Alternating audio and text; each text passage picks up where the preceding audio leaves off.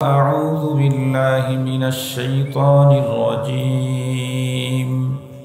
بسم الله الرحمن الرحيم. ألف لام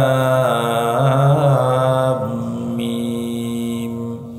ذلك الكتاب لا ريب فيه هدى للمتقين.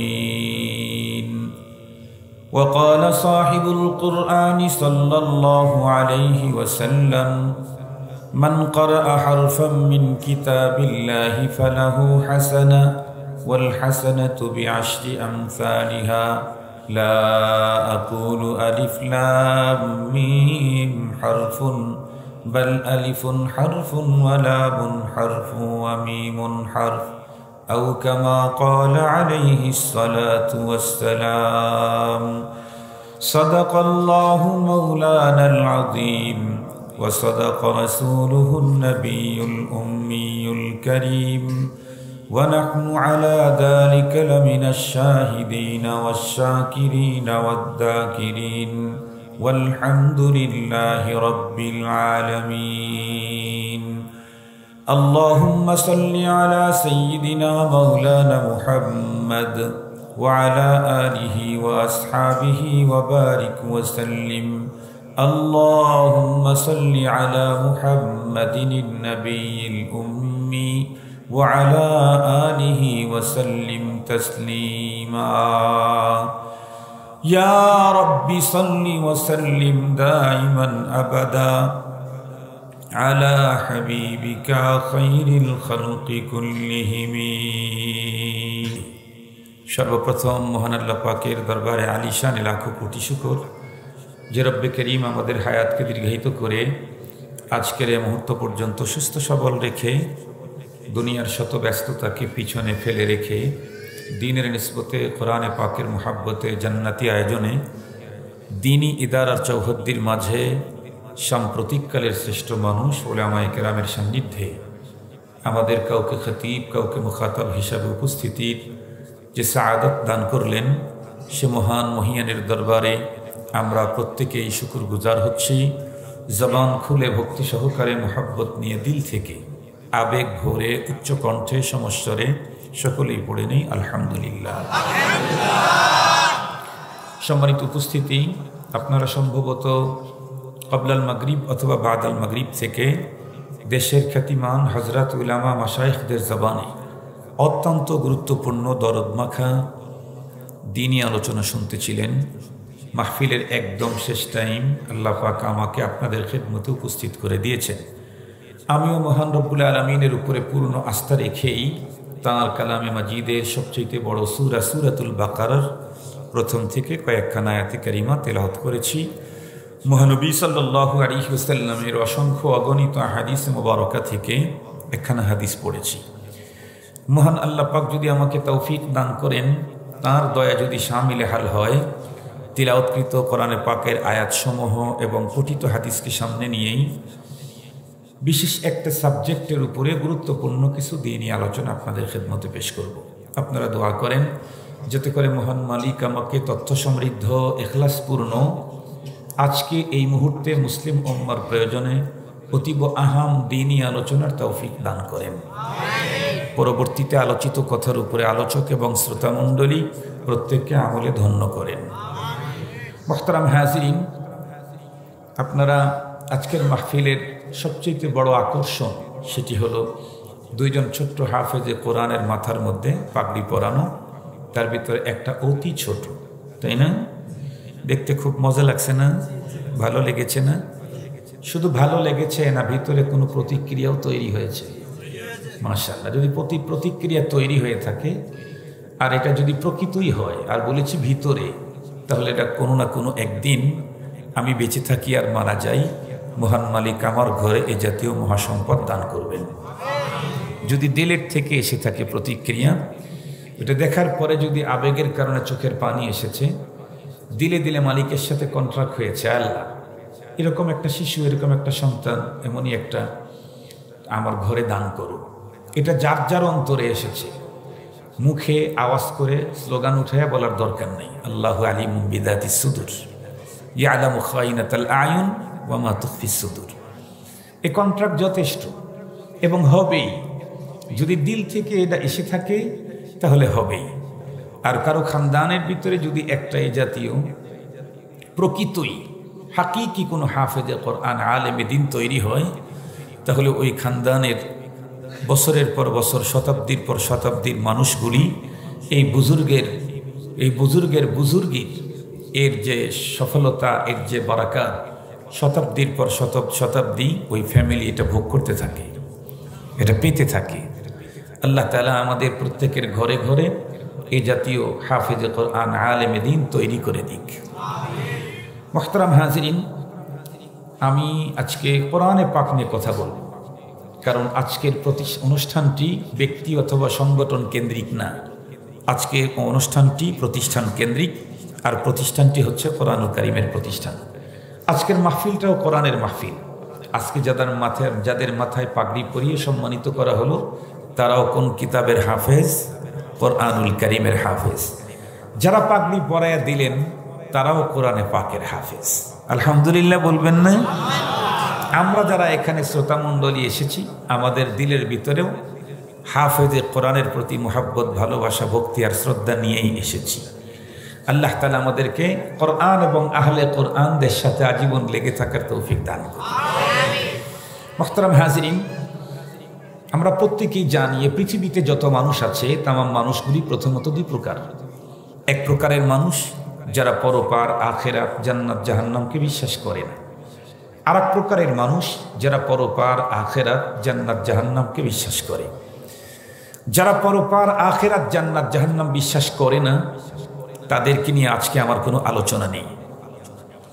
যারা পরপার, আখিরাত, জান্নাত, জাহান্নামকে বিশ্বাস করে, আমার আজকের আলোচনা তাদেরকে নিয়ে। আমরা এখানে যারা আছি, আমরা প্রত্যেকেই পরপার, আখিরাত, জান্নাত আর জাহান্নামের বিশ্বাসী।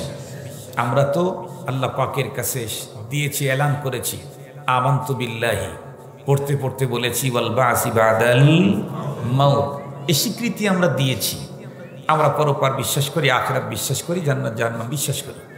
আমি যতটুকুন জানি তামাম ওয়ার্ল্ডে যেই মানুষগুলি পরপার বিশ্বাস করে, আখিরাত বিশ্বাস করে, জান্নাত জাহান্নাম বিশ্বাস করে, এই জাতীয় প্রতিটি মানুষ পরপারে জান্নাতি হতে চায়, কেউ জাহান্নামে যেতে চায় না। কিন্তু আমি আপনি জান্নাতে যেতে চাইলেই কি সম্ভব? না, অবশ্যই এর জন্য কিছু ফর্মালিটি, কিছু ফর্মুলা, কিছু নিয়ম, কিছু কানুন, কিছু বিধিনিষেধ আছে। এ পৃথিবীর মানুষ কি করে আল্লাহ পাকের জান্নাতে যাবে, কেমনে আল্লাহ পাককে পাবে?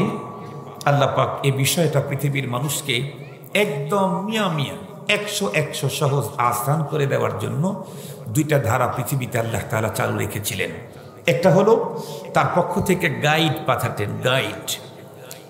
আমাকে পাইতে চাইলে, আমার জান্নাতে যেতে চাইলে এটা করবা, এটা করবা, এটা করবা, এটা করবা, এটা করবা, এটা ছাড়বা, এটা ছাড়বা, এটা ছাড়বা, এটা ছাড়বা, এটা ছাড়বা।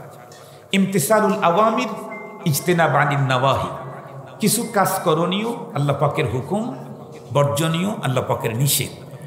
এই দুইটি কাজ, কিছু করব, কিছু ছাড়ব, এই গাইড আল্লাহ পাক পাঠিয়েছেন।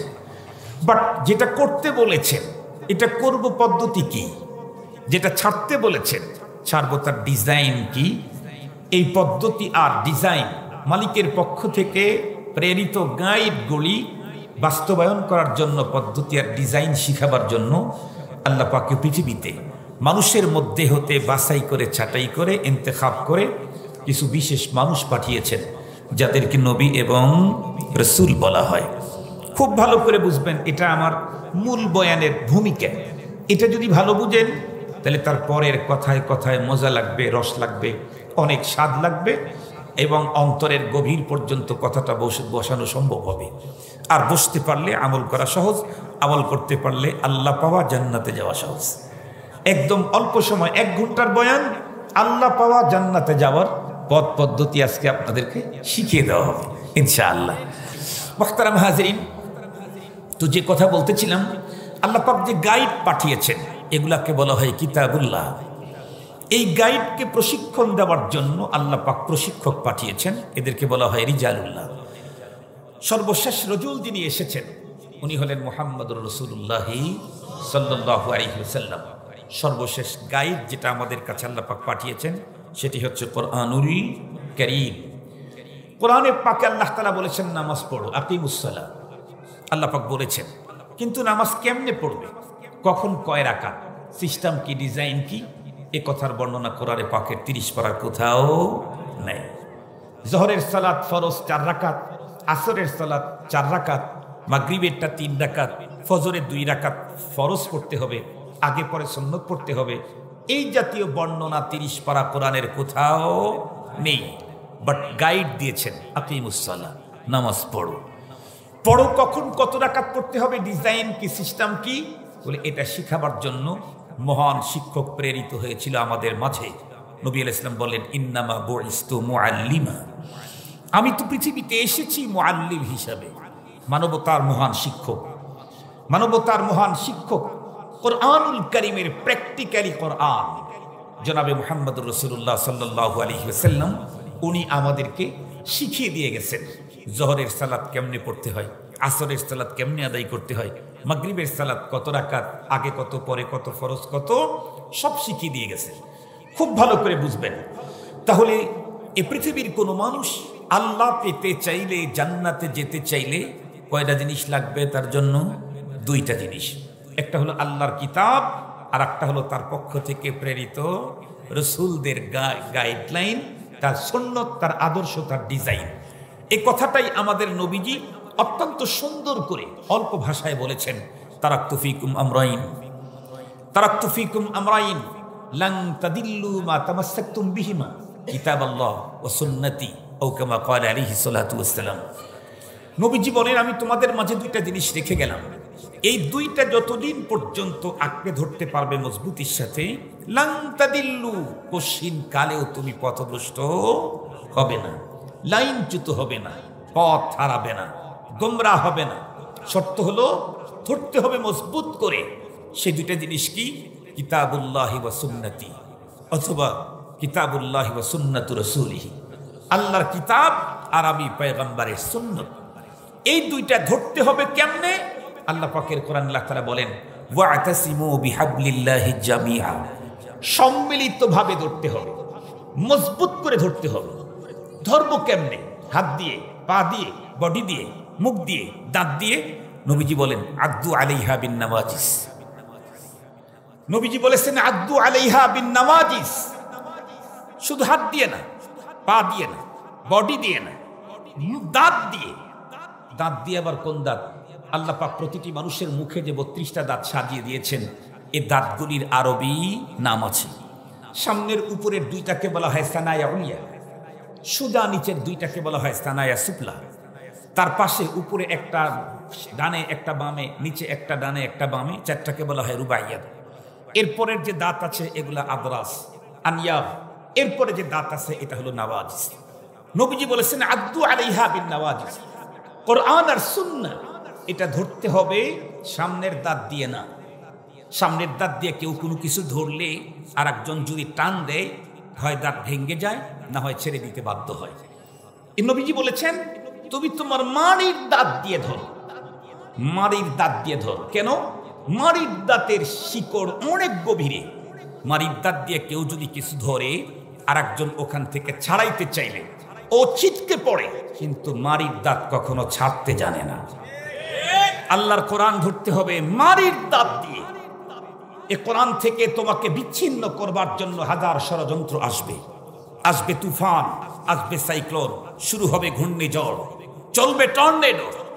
খবরদার, তুমি কোরআন থেকে বিচ্ছিন্ন হলে আল্লাহ পাবে না, জান্নাতে যাবে না। খবরদার, কোরআন থেকে বিচ্ছিন্ন হলে আল্লাহ পাবে না, জান্নাতে যাবে না।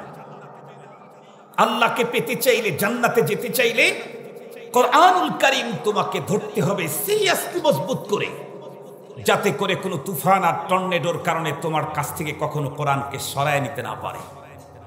আপনাদেরকে একটা সহজ মিসাল দিলে খুব ভালো বুঝবেন।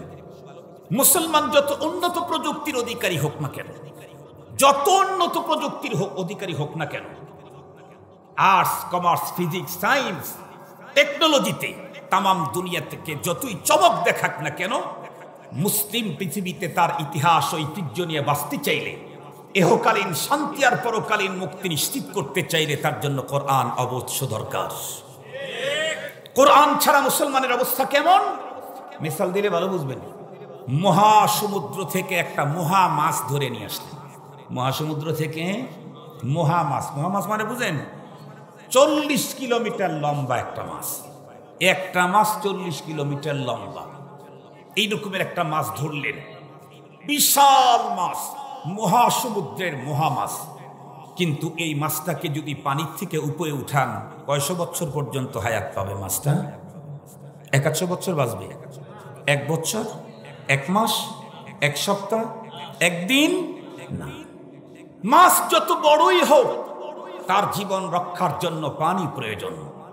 পানির থেকে মাছকে উপরে উঠালে যেমন যত বড়ই হোক, মাছ যেমন তার অস্তিত্বকে টিকাইতে পারে না, মানুষ মুসলমান যত উন্নত প্রযুক্তির অধিকারী হোক, পৃথিবীতে বাঁচতে চাইলে তার জন্য কোরআন দরকার। কোরআন ছাড়া অন্য কোনো টেকনোলজি আর বিজ্ঞান আর সায়েন্স দিয়ে, কোরআন আর সুন্নাহকে বাদ দিয়ে মুসলিম কখনোই তাদের অস্তিত্বকে পৃথিবীতে টিকাইতে পারে না। অতীতে পারে নাই, কিয়ামত পর্যন্ত সম্ভব না। তাহলে আমাদের জন্য কয়টা জিনিস লাগবে আল্লাহ পেতে চাইলে, জান্নাতে যেতে চাইলে? বুঝতেছেন তো? 2টা লাগবে। একটা হলো কোরআন, আর একটা হলো নবীজির সুন্নাহ। বর্তমানে পৃথিবীতে যত ফিরকায়ে দাল্লা, ভ্রান্ত মতাদর্শের আবির্ভাব হয়েছে পৃথিবীতে, তার মধ্যে একটা টাটকা ইন্টারন্যাশনাল ফিরকায়ে বাতিলার নাম হলো আহলে কোরআন। আহলে কোরআন নামে এক গ্রুপ বের হয়েছে, যাদের মত আর আদর্শ হলো, তাদের বক্তব্য হলো, আমাদের মাঝে যেগুলি রসুলের হাদিস বলে পরিচিত, নবীজি চলে গেছেন 1450 বছর আগে, এগুলি প্রকৃতই নবীজির কথা কিনা তার কোনো গ্যারান্টি আমাদের কাছে নেই। এজন্য রসুলের হাদিসকে আমরা মানতে পারতেছি না। এটা অন্য কোনো আরবের কথাও হতে পারে। এটা হলো তাদের বক্তব্য, আমাদের বক্তব্য এটা না। তাদের বক্তব্য হলো কিন্তু কোরআন 1450-1500 বছর আগে আসলেও তাওয়াতুরান আমাদের পর্যন্ত পৌঁছেছে। এজন্য কোরআন আমাদের জন্য এনা। মুহতারাম হাজিরিন, ওদের কথা বড় চমৎকার, কিন্তু ভিতরে সিরিয়াস বিষ মিশানো আছে। ওরা কোরআন মানতে চায় সুন্নাতকে বাদ দিয়ে, হাদিসকে বাদ দিয়ে। লা ইউমকিন, এটা কোশ্চিন কালেও সম্ভব না। কোরআন মানতে চায় সুন্নাত বাদ দিয়ে, হাদিস বাদ দিয়ে, কোশ্চিন কালেও সম্ভব না। আকিমুস সালাহ মানতে চাইলে রাসূলের সুন্নাত বাদ দিয়ে, কথা বলেন না কেন? আকিমুস সালাহ মানতে পারবে? তাছাড়া কোরআনে পাকে আল্লাহ তাআলা স্পষ্ট বলে দিয়েছেন, ওগো রাসূল, আমি আপনার কলবের উপরে মহাগ্রন্থ কোরআন নাজিল করলাম। কেন? লিতুবাইয়িনা লিন-নাসি মা নুজিলা ইলাইহিম, যাতে করে এই কোরআন খুলে খুলে জাতির সামনে আপনি বয়ান করেন। নবীজির বয়ানটাই তো সুন্নাত আর হাদিস। এখনো যদি সুন্নাত না মানে, তাহলে কোরআনে পাকের এই বিধান মানল না। এছাড়া আল্লাহ রাব্বুল আলামিন কোরআন শরীফের ভিতরে বলেন, কুল ইন কুনতুম তুহিব্বুনাল্লাহা ফাত্তাবিউনি ইউহিব্বুকুমুল্লাহ ওয়া ইয়াগফির লাকুম যুনুবাকুম ওয়াল্লাহু গফুরুর রহিম। আল্লাহ পাক বলেন, কুল, ওগো রাসূল আপনি বলে দিন, ইন কুনতুম তুহিব্বুনাল্লাহ, তোমরা যদি আল্লাহকে মুহাব্বত করতে চাও, তাহলে পথ হলো একটা, ফাত্তাবিউনি। আল্লাহ তার রাসূলকে দিয়ে বলাইলেন, আপনি বলেন আল্লাহকে মুহাব্বত করতে চাইলে অনলি ওয়ান ওয়ে। রাস্তা কয়টা? কথা বলেন না কেন? রাস্তা কয়টা? একটা, ফাত্তাবিউনি, আমি রাসূলের অনুকরণ করো। এখন ওরা বলতেছে, আমাদের কাছে যেগুলি রাসূলের হাদিস বলে পরিচিত, এগুলি রাসূলেরই হাদিস কিনা তার তো কোনো গ্যারান্টি নেই, ওদের কাছে নেই, এজন্য মানতে পারবো না। তাহলে কোরআনের এই আয়াত ওরা মানলো? তাহলে ওরা আহলে কোরআন কেমনে? ওরা আহলে কোরআন না, ওরা হলো মুনকিরে কোরআন, কোরআন অস্বীকারী। কিন্তু এটা জাতিকে বুঝতে দিতে চায় না। এজন্য উপরের নামটা বড় সুন্দর, উপরের লেবেল লাগাইছে vitamin A, vitamin A to Z, কিন্তু ভিতরে ঢুকাইছে হলো সাম্মুসা, সিরিয়াস বিষ, যা খাইলে আর কোনো চিকিৎসাই করা যায় না। মুহতারাম হাজিরিন, খুব ভালো করে বুঝবেন, দিন যত গড়তেছে, মুসলমানকে দুনিয়া থেকে চিরতরে বিদায় করে দেওয়ার হাজারো ষড়যন্ত্র নতুন নতুন নতুন নতুন রচনা হচ্ছে। মুহতারাম হাজিরিন, যেই ষড়যন্ত্রগুলি করতেছে ষড়যন্ত্র সুদূর প্রসারী, তামাম দুনিয়া জানে। অতক্ষণ পর্যন্ত মুসলমানকে দুনিয়া থেকে নিশ্চিহ্ন করা যাবে না যতক্ষণ পর্যন্ত মুসলমানকে আল্লাহর কোরআন থেকে দূরে সরানো না যায়, ততক্ষণ পর্যন্ত সম্ভব না, কখনোই না। এই জন্য মুসলমানদেরকে কোরআন থেকে দূরে সরাবার ষড়যন্ত্র। ষড়যন্ত্র তো হয় দুই রকমের, একটা হয় ভিতরের আর একটা হয় বাইরের। শত্রু দুই রকমের হয় না, একটা ভিতরের শত্রু আর একটা বাইরের শত্রু। বাইরের ওপেন শত্রু থেকে আত্মরক্ষা করা ইজি, কিন্তু ভিতরের গোপন শত্রু থেকে আত্মরক্ষা করা অনেক কঠিন। খুব ভালো করে বুঝবেন, কোরআনের ঘরানাতে কোরআনে পাকের শত্রু এখন, আমি নাম বলতে চাই না, কাম বলতে চাই, আপনারা দেখবেন, এদের থেকে সতর্ক থাকবেন। কোরআনে পাকের উপরে পৃথিবীর কোনো মানুষ কোরআন সুন্নাত ছাড়া আল্লাহ পাবে না, জান্নাতে যাবে না। আমরা জান্নাতে যেতে চাই, আল্লাহ পেতে চাই, কথা বলেন। তাহলে আমাদের কোরআনও লাগবে, সুন্নতও লাগবে। আজকে সুন্নত নিয়ে কথা বলবো না, আজকে শুধু কোরআন নিয়ে কথা বলবো। কোরআন লাগবে মানে কি? কোরআন লাগবে মানে লাইব্রেরি থেকে ৫,০০০ টাকা মূল্যের সবচেয়ে দামি সাফা কোরআন কিনে ঘরের ভিতরে রেখে দিলাম, বাস কোরআন হয়ে গেল? কথা বলেন না। বরং এ কোরআন পড়তে হবে, এ কোরআন বুঝতে হবে, কোরআনের জীবন গঠন করতে হবে, কোরআনের রাজ কায়েমের জন্য মৃত্যু পর্যন্ত চেষ্টা করে যেতে হবে। এটা হলো কোরআন লাগবে তর্জমা। কোরআন লাগবে, সুন্নত লাগবে তার তর্জমা। কোরআন লাগবে মানে কোরআন একটা দামি কিনে ঘরের ভিতরে সুন্দর করে শোকেসের ভিতরে স্প্রে করে রেখে দিলাম না। কোরআন পড়তে হবে, কোরআন বুঝতে হবে, কোরআনের জীবন গঠন করতেই হবে, কোরআনের রাজ কায়েমের জন্য মৃত্যু পর্যন্ত চেষ্টা করে যেতেই হবে। রাজ কায়েম হোক আর না হোক, আস-সা'য়ু মিন্না ওয়া তাওফীকু মিনাল্লাহি আযজা ওয়া জাল্লা। চেষ্টা করা আমার দায়িত্ব, সফলতা ব্যর্থতা আমার হাতে না, কার হাতে? আল্লাহ পাকের হাতে। এখন আসুন, আল্লাহ পাকের কোরআন প্রথম হলো পড়তে হবে। কোরআনে পাক পড়লেই কি নেকি? কোরআন পড়লেই কি নেকি? না, নিয়ম মোতাবেক পড়লে নেকি, নিয়ম ছাড়া পড়লে নেকি।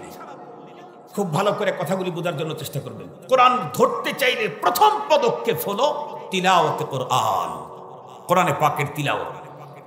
এই তিলাওয়াত কি তর্জমা অর্থ বুঝেই তেলাওয়াত করতে হবে, নাকি না বুঝে পড়লেও নেকি হবে? মুহতারাম হাজিরিন, খুব ভালো করে বুঝবেন। ইদানিং কালে তামাম ওয়ার্ল্ডে, বিশেষ করে আমাদের দেশে কিছু ইসলামিক স্কলার বের হয়েছে, যাদের বক্তব্য হলো কোরআন বুঝেই পড়তে হবে, না বুঝে পড়লে কোনো নেকি তো নাই, কোনো ফায়দাই নাই। এই জাতীয় কথা আপনাদের কানে কি পৌঁছিছে? এই জাতীয় কথা বলে এরকম লোক আছে না আমাদের সমাজে? আছে। তাদের কথা হলো দুইটা, কোরআন বুঝেই পড়তে হবে। এই কথার সাথে আমরা একমত, কোরআন বুঝে পড়া দরকার। তিলাওয়াতে কোরআন মা তাদাব্বুর, এটা মুসলমানদের জন্য জরুরি। কিন্তু দ্বিতীয় কথার সাথে আমরা একমত হতে পারবো না। দ্বিতীয় কথা কি? না বুঝে পড়লে কোনো নেকি নাই, কোনো ফায়দাই নেই। এই কথার সাথে আমরা একমত হতে পারবো না। আমাদের বক্তব্য কি? আমাদের বক্তব্য হলো কোরআনুল কারীম বুঝেই পড়তে হবে।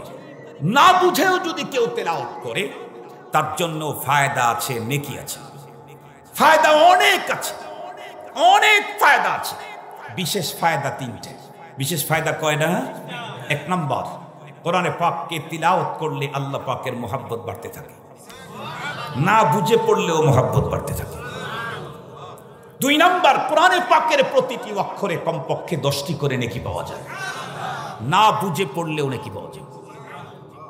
3 নম্বর হলো কোরআনে পাক তেলাওয়াত করার মাধ্যমে অন্তরে গুনাহের ময়লাগুলি পরিষ্কার হতে থাকে, না বুঝে তেলাওয়াত করলেও পরিষ্কার হতে থাকে। খুব ভালো করে বুঝবেন। আপনারা যদি বলেন হুজুর না, আপনাদের কথা আমরা মানতে পারবো না, কোরআন বুঝেই পড়তে হবে, না বুঝে পড়লে কোনো ফায়দা নেই, তাহলে আমি আপনাদেরকে জিজ্ঞেস করতে চাই, এ পৃথিবীতে কোরআন ব্যাপারে যত বড় ইসলামিক স্কলাররা বক্তব্য দিক, এমনকি কোনো মযহাবের ইমাম, কোনো মুজতাহিদ আলিম, কোনো বুজুর্গ, কোনো সাহাবী, কোনো তাবেঈ, কোনো তাবেঈ তাবেঈ, বিশ্বমানের কোনো ইসলামিক স্কলার, এদের সবগুলার বক্তব্য যদি এক জায়গায় করা হয়, আর মুহাম্মাদুর রাসূলুল্লাহ সাল্লাল্লাহু আলাইহি ওয়াসাল্লামের বক্তব্য যদি তার উল্টা হয়, কারটা রাইট? একটু জোরে বলেন। মুসলমান ভাইরানি আমার কথা ভালো করে বুঝবেন। মূলত আল্লাহর কোরআন থেকে মুসলমানদেরকে দূরে সরাবার জন্য ষড়যন্ত্র অতি সূক্ষ্ম দুনিয়ার ভিতরে দৈনন্দিন রচিত হয়। তার ভিতরে একটা ষড়যন্ত্র এটাও, আল্লাহর কোরআন বুঝেই পড়তে হবে, না বুঝিয়া পড়লে কোনো নেকি নাই, কোনো সওয়াব নাই, কোনো ফায়দাও নাই। এটা হলো মূলত আল্লাহর কোরআন থেকে মুসলমানদেরকে দূরে সরাবার দূরের ষড়যন্ত্র। খুব ভালো করে বুঝবেন, আল্লাহর কোরআন না বুঝে পড়লে কোনো নেকি নাই, এ কথা আমরা মানতে রাজি নাই। কেন? আমি খুতবার পরে যেই হাদিসখানা পড়েছি, সেই হাদিসে পাকের ভিতরে আল্লাহর পয়গম্বর বলেন, মান কারা হারফাম মিন কিতাবিল্লাহ ফালাহু হাসানা।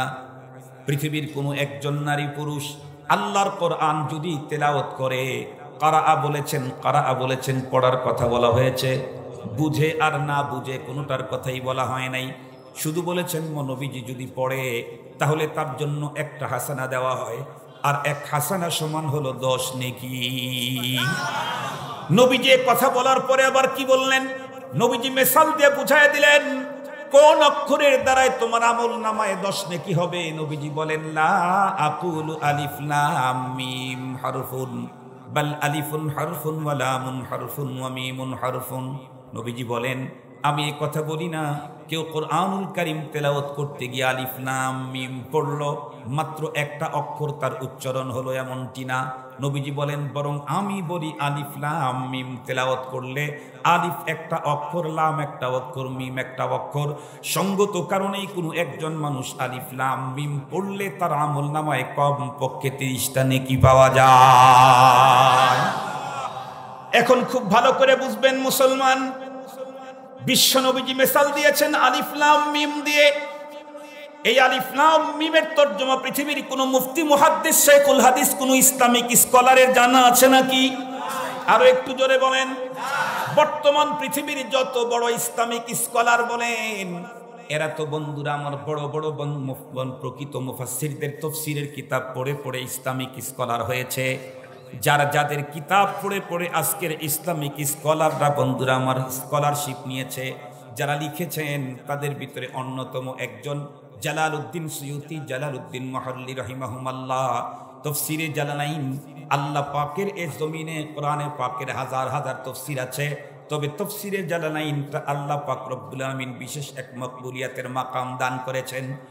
এই তাফসীরে জালালাইনের মুফাসসিরও আলিফ লাম মিম এর তাফসীরের ভিতরে কি লিখেছেন? আল্লাহু আ'লামু বিমুরাদিহি বিহি বিদালিকা। এই অক্ষরগুলি দিয়ে এই জায়গাতে কি বুঝাইতে চেয়েছেন আমি জানি না, বরং আল্লাহই জানেন। সুতরাং কেউ যদি বলে কোরআন বুঝেই পড়তে হবে, একমত। না বুঝিয়ে পড়লে কোনো নেকি নাই, আমরা মানতে রাজি নাই। আমরা তখন তাকে বলবো, তাহলে আপনি বলুন তো দেখি, আপনি যদি কোরআন তেলাওয়াত করতে গিয়ে আলিফ লাম মিম পড়েন তখন কি কোনো নেকি হয়? উনি বলবেন হয়। আপনি বললেন আপনি যখন আলিফ লাম র পড়েন তখন কি নেকি হয়? উনি বলবেন হয়। আপনি বলবেন আপনি যখন পড়েন কাফ হা ইয়া আইন সাদ তখন কি আপনার নেকি হয়? তখন বলবে হয়। আপনি বলবেন আপনি যখন পড়েন নুন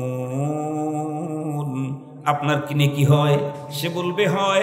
আপনি তখন বলবেন ভাই তাহলে আলিফ লাম মিম কি বুঝলেন আমাকেও একটু বুঝিয়ে দিন।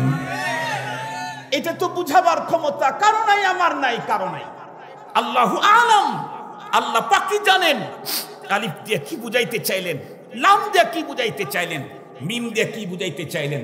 আমান্না বি, আমরা এটার উপরে ঈমান এনেছি, বাস খালাস। এটা বুঝতে যাওয়ার প্রয়োজন নাই, বুঝতে বোঝার মতো শক্তিও আমার নাই। তাহলে আমরা বলতে চাই আপনি আলিফ লাম মিম যখন না বুঝে পড়েন তখন যদি আপনার নেকি হয়, আমি যালিকাল কিতাবুল লা রাইবা ফীহি না বুঝিয়ে পড়লে আমার কেন নেকি হবে না? আপনি না বুঝিয়ে পড়লে আপনার নেকি হয়, আমার কেন হবে? মুসলমান ভাইরা আমার কথা ভালো করে বুঝবেন, কথা ভালো করে বুঝার জন্য চেষ্টা করবেন। আল্লাহর পয়গম্বর ওই অক্ষর দিয়ে মিসাল দিয়েছেন 10 নেকির ব্যাপারে। যে অক্ষরগুলির তর্জমা পৃথিবীর কারো জানা নাই, এখান থেকেই পয়গম্বর বুঝায় দিলেন কোরআন তো বুঝে পড়া দরকার। তবে না বুঝিয়ে পড়লেও লস হবে না, বরং সেখানেও কমপক্ষে 10টা নেকি। বিষয়টা হলো আলাদা, বিষয়টা হলো আরো একটা। এখানে কোরআন না বুঝিয়া পড়লে নেকি নাই, বিষয়টা এমনটা না, বরং কোরআন তারতিল ছাড়া পড়লে, অশুদ্ধ পড়লে নেকি নাই। কথা বলেন, কথা বলেন। না বুঝিয়া পড়লে নেকি নাই, বিষয়টা এমন না, বরং কোরআনুল কারীমকে তিলাওয়াত করতে হবে মা তারতিল, ওয়ারাত্তিলিল কুরআনা তারতিলা। তারতিলের সাথে তিলাওয়াত দুনিয়াতেও করতে হবে, আখিরাতেও করতে হবে। আখিরাতেও যদি কেউ তারতিলের সাথে কোরআনে পাকের তিলাওয়াত না করে, তাহলে তার জন্য অনেক ফ্যাসিলিটি হবে না। ইউকালু লিসাহিবিল কুরআন ইকরা ওয়ারতাকি ওয়ারাত্তিল। ইউকালু লিসাহিবিল কুরআন ইকরা ওয়ারতাকি ওয়ারাত্তিল কামা কুনতা তুরাত্তিলু ফিদ দুনিয়া ফাইন্না মানজিলাকা ইনদা আখিরি আয়াতিন তাকরাউহা। আল্লাহু আকবার! কি মজার কথা, কি স্বাদের কথা, কি গুরুত্বপূর্ণ কথা। আমি লম্বা টাইম কথা বলবো না, শুনবেন তো ইনশাআল্লাহ কথাগুলি। গুরুত্বের সাথে শ্রবণ করেন।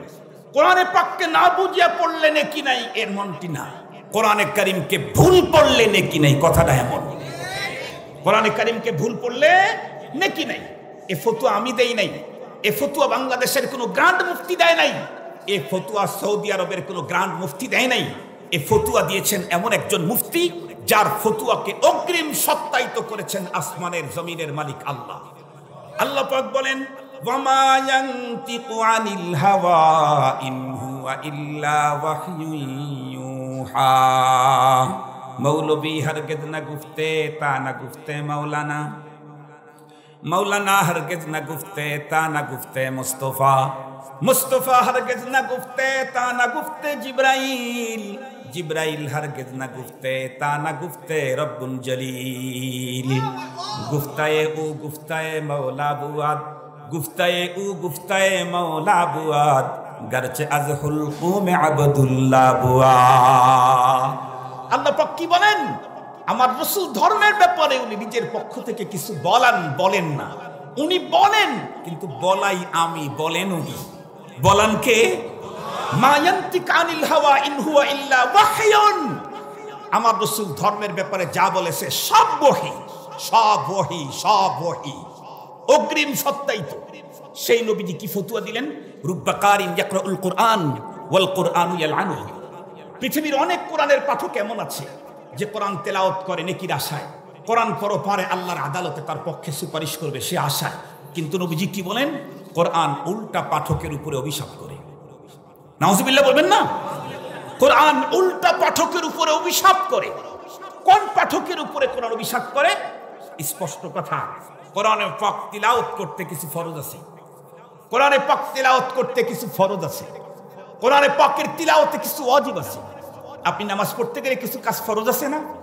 কোনো একটা ফরজ যদি ইচ্ছায় অনিচ্ছায় ছেড়ে যায়, কতদিন পর্যন্ত সহু সিজদা দিলে নামাজ ঠিক হয়?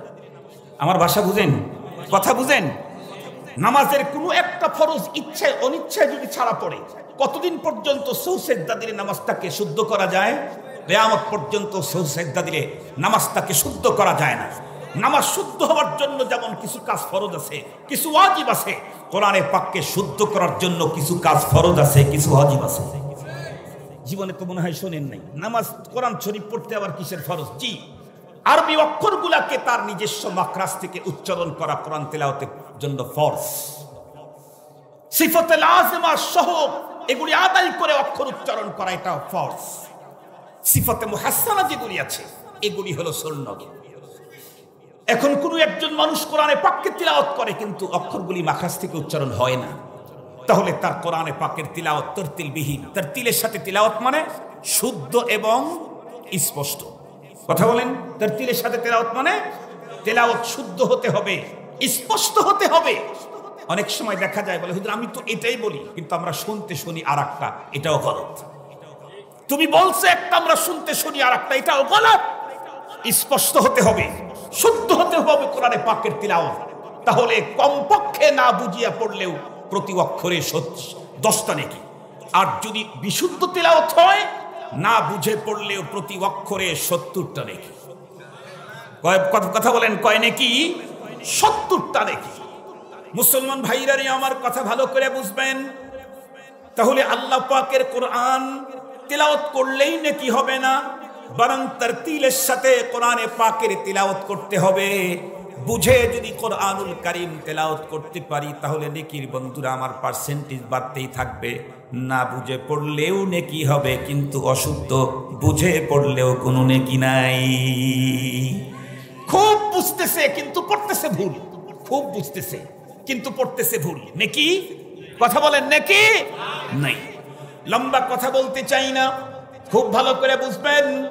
আল্লাহর কোরআন ধরার অর্থ হলো কোরআনুল কারীম পড়তে হবে, কোরআনুল কারীম বুঝতে হবে, কোরআনের জীবন গঠন করতে হবে, কোরআনের রাজ কায়েমের জন্য মৃত্যু পর্যন্ত চেষ্টা করে যেতে হবে। এটা হলো কোরআন ধরার অর্থ। এখন ভালো করে বুঝবেন, কোরআনুল কারীমের অর্থ বোঝার জন্য কেউ যদি মাতৃভাষা বাংলাতে কোরআনে পাকের তর্জমা একা একা পড়ে কিছুটা বন্ধুরা আমার বুঝতে পারবে, তবে এটা সংখ্যামুক্ত না, এটা সংখ্যামুক্ত না, নিরাপদ না। একা একা কোরআনুল কারীমের তাফসীর বন্ধুরা আমার অধ্যয়ন করা কখনোই নিরাপদ না, সংখ্যামুক্ত না। তারপরেও কিছু বন্ধুরা আমার বুঝতে পারবে, কিন্তু কোরআনুল কারীমকে তারতিলের সঙ্গে যদি তেলাওয়াত করতে চায়, তামাম দুনিয়াকে চ্যালেঞ্জ করলাম, ওই ব্যক্তির জন্য কোনো হাফেজ অথবা কারি অথবা আলেমের দ্বারস্থ হওয়া কোনো উপায় না। হাফেজের কাছে যেতে হবে, আলেমের কাছে যেতে হবে, কারির কাছে যেতে হবে। তাছাড়া ঘরে বসে ভাষার উপরে যতই পাণ্ডিত্য থাক, কোরআনুল কারীমকে তারতিলের সাথে পড়ার যোগ্যতা অর্জন সম্ভব না। যেতে হবে হাফেজের কাছে, আলেমের কাছে, কারির কাছে। তো আল্লাহর কোরআন ধরতে চাইলে প্রথমেই তিলাওয়াত, সেটা ধরতে চাইলে হাফেজ আলেম কারি ছাড়া হবে না। কোন কারির কাছে যাবেন? কোন হাফেজের কাছে যাবেন? কোন আলেমের কাছে যাবেন? বর্তমান পৃথিবীতে তামাম ওয়ার্ল্ডের ভিতরে হাফেজ যদি খোঁজা শুরু করেন, নাম্বার 1 হাফেজ আমার বাংলাদেশে। কথা বলেন, কথা বলেন। তামাম দুনিয়াতে যদি হাফেজ খোঁজা শুরু করেন, নাম্বার 1 হাফেজ আজকে বর্তমান বিশ্বের বাংলাদেশে। তামাম দুনিয়াতে যদি নাম্বার 1 কারি খুঁজতে শুরু করেন, 5 জন যদি বিশ্বমানের কোরআনে পাকের কারি হয়, তার অন্যতম একজন আমার বাংলাদেশে। আজকে তামাম দুনিয়াতে যদি আলমী কোনো বিজ্ঞান এবং গবেষক যদি খোঁজা শুরু করেন, বিশ্বমানের গবেষকদের অন্যতম আমাদের বাংলাদেশে আব্দুল মালিক হাফিজাহুল্লাহ, হযরত মাওলানা হিফজুর রহমান হাফিজাহুল্লাহ। আরবিতে তারা এমন বই লিখেছেন আরব বিশ্বে সর্বাধিক সমাদৃত। আজকে ইসলামী বিশ্বে তামাম দুনিয়াতে ইসলামিক স্কলার যারা আছে, তার ভিতরে নাম্বার 1 সিরিয়ালে কওমি মাদ্রাসার সূর্য সন্তানেরা। আল্লাহু আকবার বলেন। তো আপনি কোরআন শিখতে কোথায় যাবেন? কোথায় যাবেন? আলেম আছে, কারি আছে, হাফেজ আছে। এই আমি যদি কোরআন ধরতে চাই, প্রথমেই তিলাওয়াতের জন্য 3 শ্রেণীর কোনো একজনের কাছে যাওয়া ছাড়া আমি সঠিক পদ্ধতিতে তারতিলের সাথে কোরআন তেলাওয়াত করার যোগ্যতা অর্জন করতে পারবো না। কিন্তু দিন যত ঘটতেছে, ততই মুসলমানদেরকে কোরআন থেকে দূরে সরাবার ষড়যন্ত্র সূক্ষ্মভাবে চলতেছে। কেমনে? দিন যত ঘটতেছে, ততই সাধারণ মানুষের অন্তরে আলেমদের অবজ্ঞা তৈরি করার ষড়যন্ত্র চলছে। ঘৃণা তৈরি করা, সাধারণ মানুষের অন্তরে আলেমদের প্রতি ঘৃণা তৈরি করার ষড়যন্ত্র চলছে। আলেমদের থেকে সাধারণ মুসলমানদেরকে বিচ্ছিন্ন করার ষড়যন্ত্র চলছে। আমি স্পষ্ট ভাষায় বলতে চাই, একটা মিসাল দেব, এরপর একটা কথা বলবো, বয়ান শেষ করে দেবো ইনশাআল্লাহ। মুহতারাম হাজিরিন, আল্লাহ না করুক, আল্লাহ না করুক, আল্লাহ না করুক, ধরেন আমার কোনো অসুস্থতা হয়ে গেল। অসুস্থতা তো 2 প্রকার, একটা নর্মাল আর একটা হলো সিরিয়াস। যদি নর্মাল কোনো রোগ আমার হয়, যেমন আল্লাহ না করুক, আল্লাহ না করুক, আমি মাহফিলের জন্য আসলাম, অফিসে বসলাম, আমার পেটের ভিতরে ব্যথা শুরু হলো, তো আমি একটু মুস্তামুসি করতেছি। মুহতামিম সাহেব পাশে থাকলে বলবে, হুজুর কোনো সমস্যা? বলে হ্যাঁ, একটু পেটে ব্যথা। সাথে সাথে উনি একটা প্রেসক্রিপশন দিয়ে দিবেন, কি হুজুর গ্যাসের ট্যাবলেট খেলে ঠিক হয়ে যাবে। বলবে না? বলবে না? এরপরে যদি পিছনে যদি থাকে সভাপতি, উনি আর একটা প্রেসক্রিপশন দিবেন বিনা পয়সায়, সিরিয়াল ছাড়াই, কি হুজুর এর সাথে 2টা ডম্পিনিডন খান, ঠিক হয়ে যাবে। বলবে না? বলবে না? এরপরে যদি প্রধান অতিথি আরো পিছনে থাকে, উনি আরো একটা সুন্দর দিবেন, বলবেন হুজুর আমি তো গত মাসে একটু বাইরে ছিলাম, আমার মনে হয় আপনার এটা ফুড পয়জন, এই জন্য আপনি যদি লিকুইড অ্যান্টাসিডটা খান এর সাথে, তাহলে দেখবেন অল্প সময়ের মধ্যে ক্লিয়ার হয়ে যাবে। তাহলে রোগটা যদি নর্মালি হয়, একটু রোগের কথা বলতেই মুহতামিম সাহেব চিকিৎসা দিবেন, সভাপতি দিবেন, প্রধান অতিথি দিবেন। সত্যিই যদি আমার ব্যথাটা অ্যাসিডিটির কারণে হয়ে থাকে তাহলে ওনাদের প্রেসক্রিপশনে কাজ হবে না? হবে না? কাজ হবে। যদি অন্য কোনো অ্যাপেন্ডিসাইটের ব্যথা ট্যাথা হয়ে থাকে তাহলে সেটা ভিন্ন জিনিস। মোহতারাম হাজির, কিন্তু রোগটা যদি এমনটি না, রোগটা যদি হয় সিরিয়াস, কি অপারেশন অবধারিত, সব ডাক্তার দুনিয়ার দেখানো হয়েছে, সবাই বলছে অপারেশন ছাড়া কোনো গতি নেই, তাহলে সেই ক্ষেত্রে কি মোহতামিম সাহেব চিকিৎসা দিতে পারবে? সভাপতি পারবে, প্রধান অতিথি, প্রধানমন্ত্রী, প্রধান বিচারপতি, হ্যাঁ, সেনা প্রধান, র্যাব প্রধান, পুলিশ প্রধান, কথা বলেন, প্রধান বক্তা, প্রধান মুফতি মুহাদ্দিস শেখুল হাদিস, প্রধান পীর, কাউকে দেয়া হবে না। প্রধান ইঞ্জিনিয়ার, চিফ ইঞ্জিনিয়ার হবে না। কাকে লাগবে? ডাক্তার লাগবে। কেন? প্রবলেমটা হলো অপারেশন, স্বাস্থ্যজনিত প্রবলেম, অপারেশন দরকার। এটা প্রধানমন্ত্রীকে দেওয়া হবে না, প্রধান পীরকে দেওয়া হবে না, প্রধান বক্তাকে দেওয়া হবে না, প্রধান প্রকৌশলীকে দেওয়া হবে না, ডাক্তারই লাগবে। কিন্তু আমার কন্ডিশন হলো ডাক্তার দেখলে আমার ঘৃণা পায়, ডাক্তার দেখলে আমার চোখ রাঙ্গা হয়ে যায়, ডাক্তার দেখলে আমার মাথা হেট হয়ে যায়, ডাক্তার দেখলে আমার বুকের ভিতরে সিরিয়াস ভাবে ধরপড়ি তৈরি হয়, ডাক্তার দেখলে আমার চূড়ান্ত অবজ্ঞা তৈরি হয়। তাহলে আমার মতো রোগীর ঠিকানা কি ফুলো সজ্জা না কবরস্থান? বুঝে বলবেন, আমার মতো রোগীর ঠিকানা ফুলো সজ্জা না কবরস্থান? আর একটু জোরে বলেন। মনে রাখবেন, আল্লাহ পেতে চাইলে, জান্নাতে যেতে চাইলে কোরআন লাগবে, সুন্নত লাগবে। কোরআন ধরতে চাইলে প্রথমেই শুদ্ধ তেলাওয়াত লাগবে। শুদ্ধ তেলাওয়াত শিখতে চাইলে প্রধানমন্ত্রীকে দেওয়া হবে না, প্রধান বিচারপতিকে দেওয়া হবে না, সেনা প্রধানকে দেওয়া হবে না, র্যাবের প্রধানকে দেওয়া হবে না, চিফ ইঞ্জিনিয়ারকে দেওয়া হবে না, প্রধান ডক্টরকে দেওয়া হবে না। হয় আলেম লাগবে, না হয় হাফেজ লাগবে, না হয় কারি লাগবে। এই তিনজনের যে কোনো একজন লাগবেই লাগবে। এখন হুজুরকে দেখলেই তো আমার মেজাজ গরম হয়, হুজুর দেখলে আমার ঘৃণা পায়, হুজুর দেখলে আমার মাথা গরম হয়। তাহলে ওই মুসলমানের ঠিকানা কোথায়? ফতুয়া আমি দেই নাই, ধরা খাইলে আপনারাই খাবেন। আমি জিজ্ঞেস করছি, আপনারা অ্যান্সার দিয়েছেন। আমি বাট জিজ্ঞাসা করেছি। মুহতারাম হাজরিন, দিন যত ঘটতেছে সাধারণ মানুষকে আলেম থেকে দূরে সরাবার ষড়যন্ত্র হলো এই পৃথিবী থেকে মুসলমানদেরকে বিদায়ী করার ষড়যন্ত্র। এই জন্য মুসলমান ভাইরা রে আমার, লম্বা কথা বলতে চাই না, সহজ একটা কথা বলতে চাই।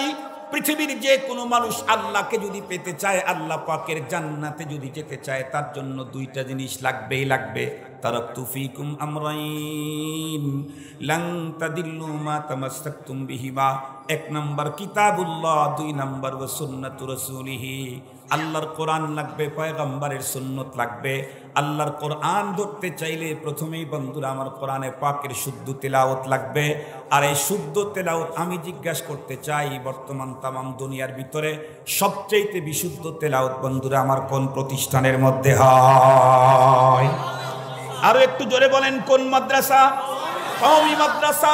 তামাম দুনিয়ার ভিতরে 1% যদি বন্ধুরা আমার বেশি হয়, বেশি শুদ্ধ বিশুদ্ধ কোরআনে পাকের তেলাওয়াত কওমি মাদ্রাসার মধ্যে হয়। সুতরাং কওমি মাদ্রাসাগুলি এই দেশের প্রতিটি ইমানদার মানুষের জন্য দরকার।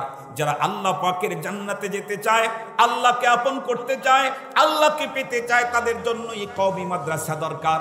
বর্তমান পৃথিবীর আলমে ইসলামিক স্কলার আল্লামা মুফতি তকি ওসমানী উনি স্পষ্ট বর্ণনা করেছেন, দ্বীনি মাদ্রাসাগুলা শুধুমাত্র কেবলমাত্র কোরআন দুনিয়াতে টিকাবার দুর্গ না, বরং আল্লাহর দ্বীন দুনিয়াতে টিকাবার দুর্গ হলো কওমি দ্বীনি মাদ্রাসা।